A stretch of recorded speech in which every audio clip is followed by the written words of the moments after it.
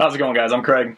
I'm Chris, and welcome back to our channel. And today we're going to be doing our top 10 movies of 2015. And there are a lot this year, so hopefully, you agree with us. If not, it's okay. But hopefully everyone will like the movies that we picked. If you don't worry. It just means you're wrong. No, there were a ton of movies. I saw somewhere close to 40 movies this year, just in theaters alone. And some of the movies actually from 2015 I ended up seeing on home, either on demand, Netflix, things like that. So tons of movies to check out, and a lot of good ones, actually. You hear some people talking this year, and they're saying that there weren't that many great movies. I tend to disagree. I mean, there aren't as many Oscar bait-style movies as there are every year, but I still had a lot of fun at a ton of movies. There are a lot of great stuff, and we're just bringing you guys our top 10. He'll give you 3, I'll give you 3, 3. Then we'll go over some of our almost made the cuts, and then we'll do our final best movie of the year. So start us off. What's your number 10? Number 10, Man from U.N.C.L.E. This movie was very fun for me. I didn't know what to really expect from it, but I love Henry Cavill, and I love Alicia Vikander. I think that's her last name. She was the breakout star for this year for me. I really enjoyed her movies, and this one, it was fun, it was funny, there was action, there was nothing more to be wrong with it. That was my number 10. Yeah, you know what? I will be honest. That is one of the movies I really wanted to catch. I'm a big Guy Ritchie fan. I've loved him since Lock, Stock, and Two Smoking Barrels and Snatch, and I just didn't get around to it for whatever reason. I really wanted to, and it's definitely on my to-do list, but I will take your word for it because it looked like a lot of fun. So definitely one that I want to catch. Number 9 for me was an animation film, which very surprisingly, I went in there kind of like, okay, we'll see how this is Inside Out. Oh, well, Inside Out. So I really loved this movie. I came out very happy. The comedy in it, the sadness in it, just the emotional attachment to this movie. You really felt what the kid was going through. I can't think of Riley. There you go. But I really enjoyed the voice actors who did it. Everyone was on top of it. It was a good adventure. A good fun movie for the kids and for the family. It was a good life lesson to kids too, not just for adults. So that is my number 9. If you could get a movie to get me to relate to an 11-year-old girl, that's a win. And that will be making an appearance on my list at some point. Number 8 for me is Mad Max Fury Road. Oh, wow. So thought it might be higher. It was. This list was pretty hard for me, but I think Mad Max was really fun this year. Tom Hardy did a great job. Yeah. A lot of people criticize he doesn't say much in the movie, but for me, I think what was done was enough for me. Just the expressions on his face was all what I needed to be done. I think the star of the movie was definitely Charlize Theron, though. She was great. Nicholas Hoult, I think. Hoult, yeah. He was good in it as well. Supposedly they're making another one, but with no Charlize Theron, so it'll be interesting to see where it's going to go, but this movie by itself, it sold me on the practical effects, though. How George Miller went back to that. As a person who goes to movies, I like to be not pointing out, what, that's fake. That's fake, but this sold me on point, and I didn't realize that most of it was done practically, so that's why I enjoyed. And yeah, I will discuss Mad Max later. A few of my thoughts on that as well. So for me, top 3 from the bottom of the list, actually. So number 10 for me was Creed. Going into the year, I heard about it. I was very skeptical. Sylvester Stallone, I actually really enjoyed the last Rocky. I'll be honest. I loved Rocky Balboa. But Rocky 5 still out there. It's still fresh on your mind. You never know what they're going to do. And I really love this movie. I didn't love it as much as some people, but I still really loved it. It was so well directed. Michael B. Jordan was great. He got jacked. Sylvester Stallone was great. Rocky, he was great in the movie. I can't really say much more about it. I did have some flaws, but I still overall really, really loved it. Did you get a chance to check it out, Creed? I didn't. There's a lot of big movies this year that I didn't get to see, so hopefully this year I'll get them on, DVD, Blu-ray. I know there was at least 3 or 4 that I wanted to see, and Creed was one of them, but I just didn't get around to it. So it's either number 2 or 3 for me in the Rocky franchise, which sounds a little low, but I really, really loved it. It's very similar to the original, but modernized in a lot of ways. You'll definitely like it. Number 9 for me is Ex Machina. Science fiction, indie film. I didn't really know a lot about it going into the year. Oscar Isaac I've been familiar with for a while, starting with Drive, and Donald Gleason as well has been around for a little while. Alicia Vikander I knew nothing about. And the premise of this pretty low budget indie film, but utilizing a lot of special effects in terms of Vikander's, she's an AI, and her body. I was really curious to see not only how that would blend, but then the story as well. And I was really, really surprised, and I really loved this movie. The performances were really great. Vikander's great. Donald Gleason's great. Oscar Isaac's great. There's a lot of humor in this. It's a great story about humanity, about life, about questioning one's existence, and kind of the future as well. I mean, where we might be going with robotics and artificial intelligence. I just love the way that this was done. I really, really love this movie. Did you check it? I did see it, and you may see it on my list a little later. Maybe. All right. Number 8 for me was the movie Room. Not The Room, but Room. Starring Brie Larson, Jacob Tremblay. This was a smaller movie that came out towards the end of the year. And I just actually did a review on it. It's my most recent one, and I loved it. This was so well acted. It was really well written. It's just crushing at points, but it's poignant, it's powerful. This movie was just awesome. It had great performances, very well written, not perfect. There were a couple issues I had with the writing, but it was just such a strong movie. This is going to be a movie that you will see come Oscar time. I was really surprised by it. It came out of nowhere. I had no idea this movie was coming out in June. And when I started hearing about it, I started hearing the buzz, I had to check it out, and it definitely lived up to the hype. You have not had a chance to check it out. I did not see it, but Brie Larson is an actress who I really enjoy watching as well. So that's definitely a movie that I want to see as well. Why do you hate indie movies? Number 7 is a movie that came for a surprise for me is Sicario. Emily Blunt, Benicio del Toro, and Josh Brolin. Just the trailer alone sold me on it. I was like, okay, this looks really intense. Emily Blunt had a good year. The last couple of years, actually. Edge of Tomorrow. Yeah. That was a really good one. So I was very excited to see this. And when I saw it, I was really surprised on how the color of the movie helped tell the story. You know, the lighting of the movie and how dark. No music in this movie. It was very little. Yeah. So for me, this was on my list, and it was a great one. Love Emily Blunt in this movie. Oh yeah, she's awesome. She's her. I mean, Charlize Theron. I mean, there's Alicia Vikander. These chicks are taking over the world, man. I may have some stuff to say about that later. What comes in for you at number 6? Number 6. This movie was quite interesting. I didn't know what to think of it because of the director. He has kind of made some movies that were like questionable for me. But this movie, The Martian. Oh, all right, yeah. He scared you on that one. Yeah, you thinking Transformers 4 there for a second. Oh, no. No. So, The Martian starring Matt Damon was a really great surprise for me. He did a really good job considering it was mostly about Matt Damon and him being on Mars. So, that's what I enjoyed about it. And director, I think it was Ridley Scott. Ridley Scott, yeah. The last few movies I've been kind of disappointed in, but he's made some really good movies in the past, and I'm really glad that hopefully this is going to jumpstart his new career in movies and all that for 2016. Yeah, so. No, I really hope so. More on that later, most likely. And number 5 for you? Number 5 was a big summer blockbuster, Mission Impossible 5. So Tom Cruise is back at it. I love Mission Impossible Ghost Protocol, which was the last one. I'm a big fan of actually this entire series. Number 2 was my least favorite, but all of these have been really, really good. I love Rebecca Ferguson in this movie. She was great. She was the breakout star in this for me. Simon Pegg was still great, funny. He brought the humor in it. Jeremy Renner didn't really have much of a bigger role like the last one, but I was okay with that. Tom Cruise did a great job. I love how he likes to do his own stunts. Yeah. You know, that's crazy. Seeing on the side of the plane, that was awesome. I like how he does that. You know, he's getting up there in age. But he's pushing 50 at least. Yeah, I'm glad he still can do his own stunts and make movies that are enjoyable. This was a big movie, and I'm glad it came out. It originally was going to come out, I think, in December. Yeah. But then they pushed it to summertime, and I'm glad they did that. Get away from Star Wars. This was a good movie for summertime. It was action-packed. The acting was great. Humor.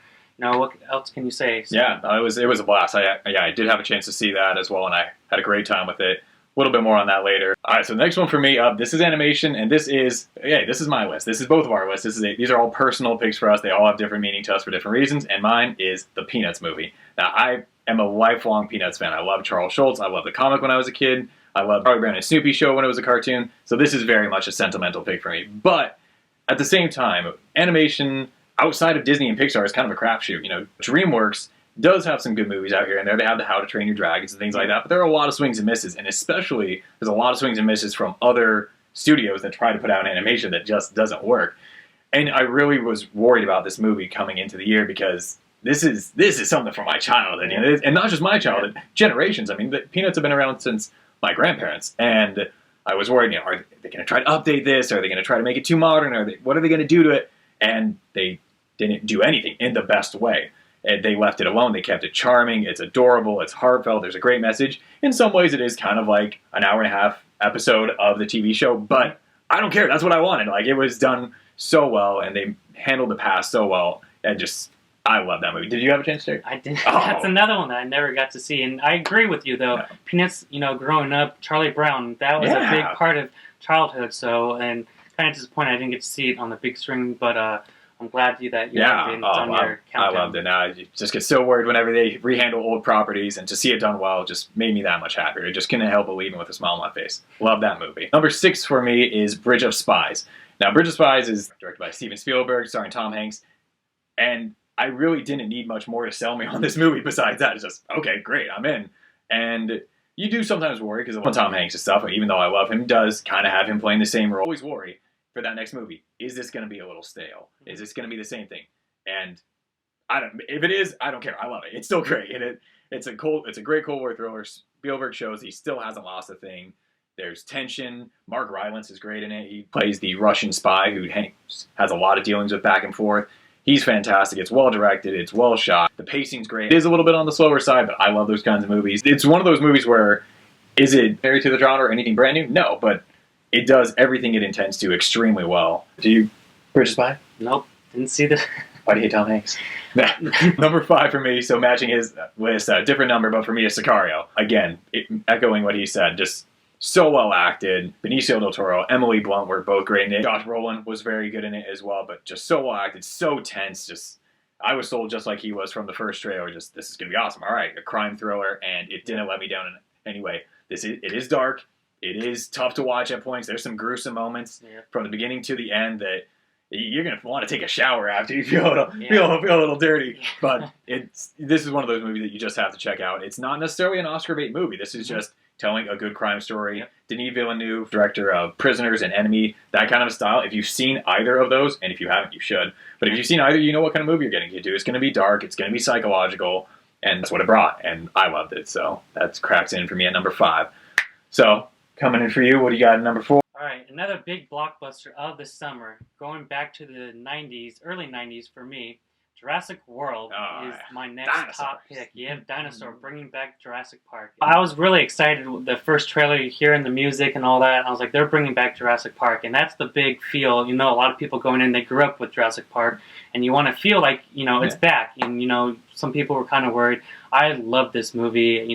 Say what you want, but Chris Pratt, Bryce Dallas Howard, I think they did a great job. The chemistry worked for me. Still kind of questionable with her and her high heels running through the mud and throughout the movie, but the visuals were great. Dinosaur, you can say what you want to say about it, but I think it worked for the movie. I'm glad they brought back the T-Rex.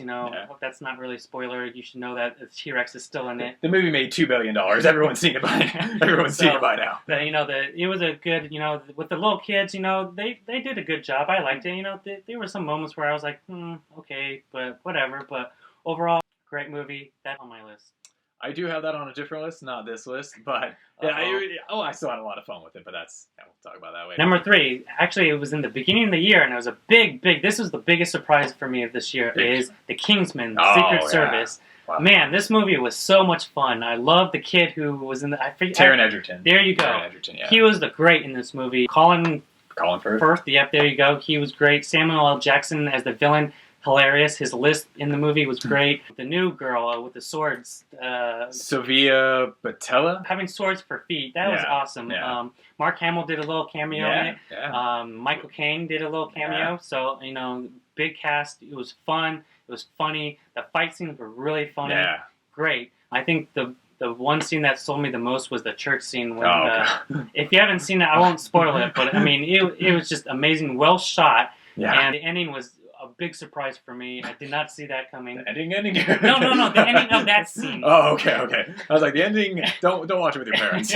Between the church scene and the last scene, don't watch it with your parents. I really love that movie. I hope they make another one, see where it goes. Chemistry with all the characters was really great in it, so that's on my list. Didn't make my top 10. It was just on the outside. It would be part of my honorable mention section. But I had such a blast with that movie. Number 2, this one was on your countdown, but mine's Ex Machina. Loved it. Alicia Vikander, again, she sold me in this movie. Her playing an AI robot. I mean, just her performance alone just really surprised me. Oscar Isaac, he did a really good job. It's a little comedy with him. Yeah. His beard cracked me up too. I was like, shaved head and this is kind of crazy. A little weird, but I felt what he was doing. I was emotionally attached to each character. And then Donald Gleason, yeah. He was great in this movie too. I felt bad for him in certain parts, For me, it was like a monster movie, Frankenstein. It kind of is, yeah. I mean, it does have that old school sci-fi type of feel to it. Frankenstein's good because that is his creation. I mean, that's his monster of sorts, not a monster. It was a big surprise. Alicia Vikander for me was the breakout star for this year, and I'm Yeah. really surprised what she did in it because I didn't really hear too much about her No, before this, and I see this, I'm like, who is this? I had no idea who she was, and then Yeah, next I thing you didn't- know, she's in Ex Machina, she's in Man from U.N.C.L.E., and she's in Danish Girl, apparently just crushing everything. Number 4 for me is Inside Out. Pixar continue to be Pixar. Now, is it a little bit of a Herman's Head type thing? Yeah. If you look into a lot of Pixar's movies, they're not as original as you think. They take other ideas, though, and they make them better. And that's what Inside Out does. Animation's great. The characters are great, playing the different emotions, playing the humans. There's so much humor in this movie between everyone.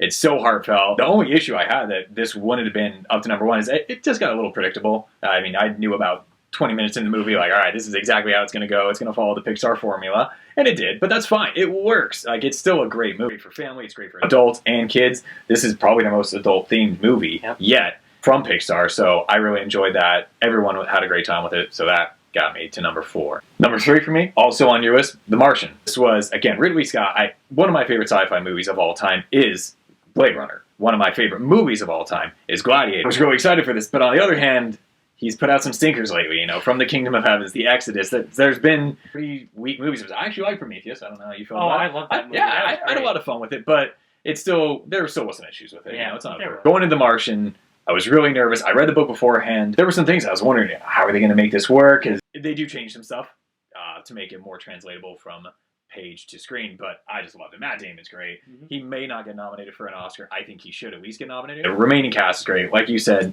the visuals for any Scott film are great. Ridley Scott was back, and I was so happy to see that. Yep. Number 2 for me was a movie I actually just saw about 2 weeks ago. It's called Spotlight. Basically, the Boston Globe exposing the Catholic Church, covering up the scandal of priests being inappropriate with young children. This movie just came out of nowhere. I didn't know this movie was coming out 2 months before it came out. And it has a big cast. I mean, you have Michael Keaton, you have Mark Ruffalo, you have Rachel McAdams, you have some big name people in here, but I just didn't hear about it. So when it started getting positive buzz, I knew I had to check it out. Oh, it's great. It's so well written. It's so well directed. It's well performed. Mark Ruffalo is fantastic. He stole the show for me. For a movie like this, for the content that you have, and then this is a news story. I mean, no, not many people are going to get excited about a news story. That's what are you doing? People walk from one office to another building and they talk, and that's pretty much what the movie is. But to make that movie and to make it work and to keep it fresh and to keep it flowing fast, and it didn't seem like it was a long movie. It is dark. It is gruesome. There's some graphic content that they're talking about, not in terms of what they actually show you, but what you're discussing. So this is not a pick-me-up type of movie.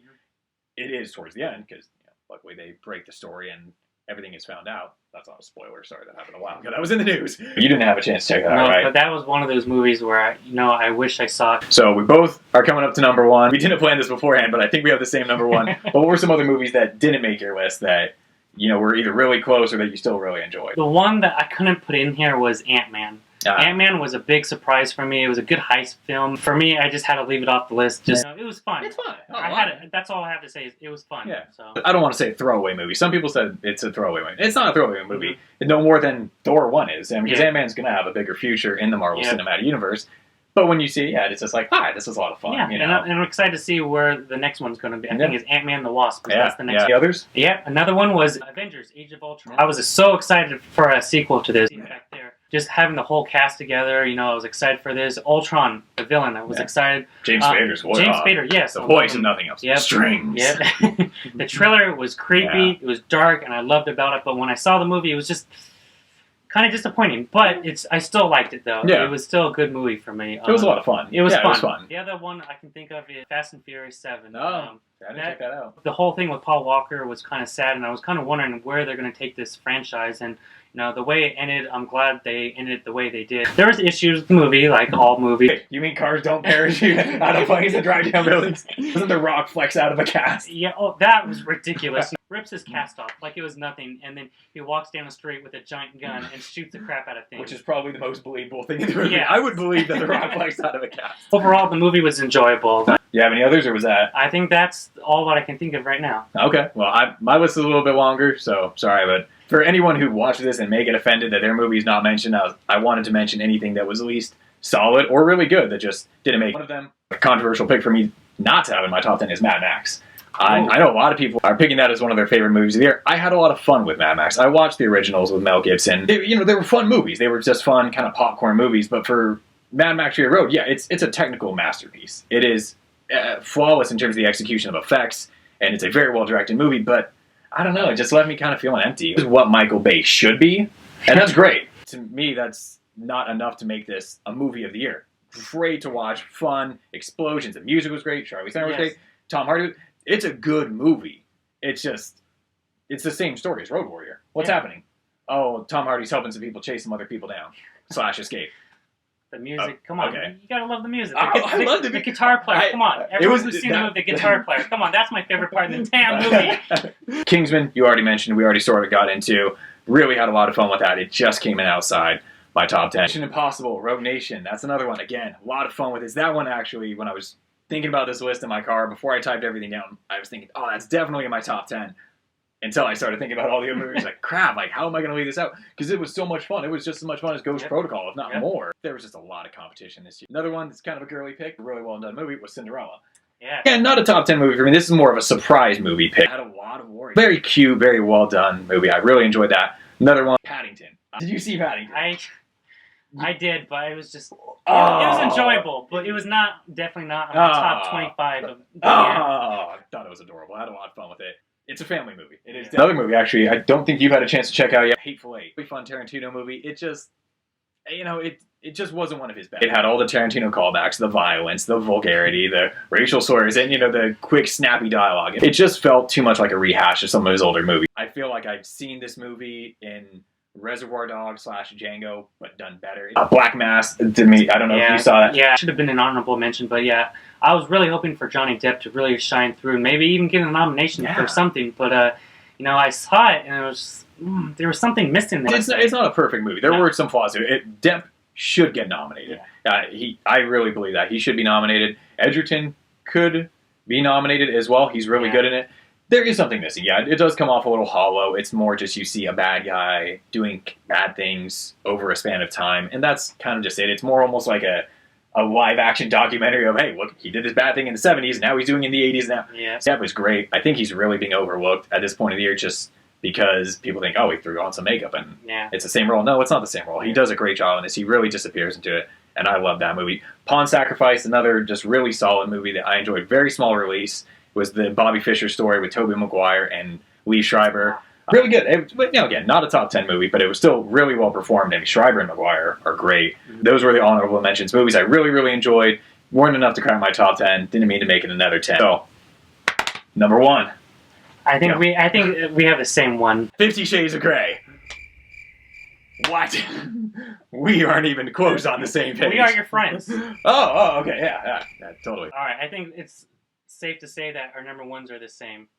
Star Wars! Yeah. Getting the feel of going back to the theater and seeing Star Wars on the big screen, that was great.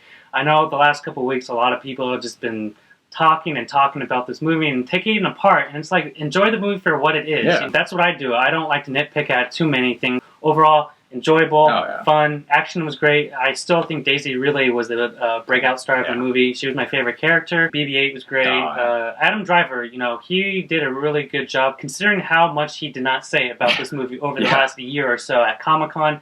He didn't say one word. He always had to look at Kathleen Kennedy and JJ before he even opened up his mouth. Talk about it. I love that movie. Yeah. I'm glad it came out, and can't wait to see what's coming up in the franchise. Yeah, no, we did a spoiler-free review just a few weeks back that you can check out on the channel as well if you wanted to hear our in-depth thoughts. But yeah, like you said, considering what you had to go up against for this movie, for Abrams, for the actors as well, for the writers to live up to that Star Wars mantra, and is it a perfect movie? No movie's perfect. Yeah. We could pick up any movie if you want. It's not that hard, actually. But to answer that call, a 30-year wait, the stink of the prequels, whether you like them or not, and just to come back and just knock it out of the park. I mean, is it perfect? No, but it's the music, the action, the actors, the performances, the writing, everything was just so great. It was by far the best time I've had in a theater in a long time. I can't remember one. That's how good it was. So, loved it. Can't say enough good things about it. So, yeah, we're totally in agreement there.